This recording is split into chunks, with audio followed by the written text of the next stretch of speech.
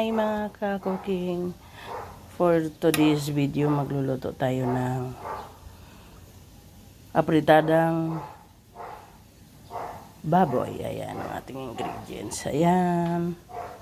Ayan. Ito. Ayan. Gigisa na natin yung gisa muna natin yung pork. Ayan. Gigisa natin yung pork. Ating wang ba? Pangontra sa alam niyo na. Gumamit tayo ng puting onion. Puting onion. Puting onion ang ginamit ko. Ayan, puting onion. Bango. Lalagyan natin yung ating memoy. Ayan.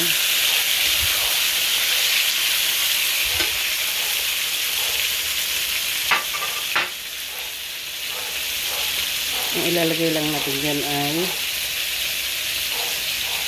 paminta.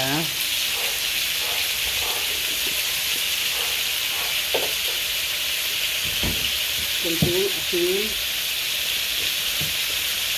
Kunting asin lang muna kasi mamaya na mag-ano. Ayan.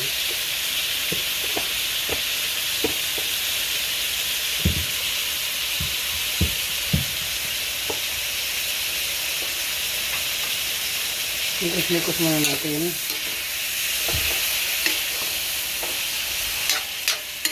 Ayan. Pinamanit lang. Palalabasin natin yung kanyang mantika dito. Kanyang ano. Atin ang tatakpan. Okay. Ayan na, cooking. Nagpiprito tayo. Prituin muna natin yung patatas. Yan. Para naman hindi siya ano. Yan. I-ano natin. I-fry natin ng kaunti. Ayan, nilagay ko na yung ating green peas. Ito ay kalderitang pork. Paigayin muna natin ng kaunti at ilalagay na natin ang patatas. Ito nyo. Yan. Yan na yan mga kakuking. Sabi nga nila masarap na yan. Ayan na. Ilalagay na natin yung ating patatas. Pagsamasamahin na natin yan. Uy, huwag ka sumama. Pag sinabi kong sama-sama, sasama ka din. Ayan. Mikos-mikos na natin. Kasi yan na, luto na siya, oh. Makita nyo mga kakuking, talaga naman. Biglang dumami. Ayan.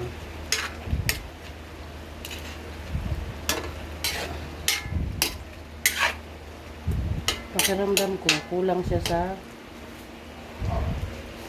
paminta. Lalagyan natin ng konti. Lagyan natin yung parang bango.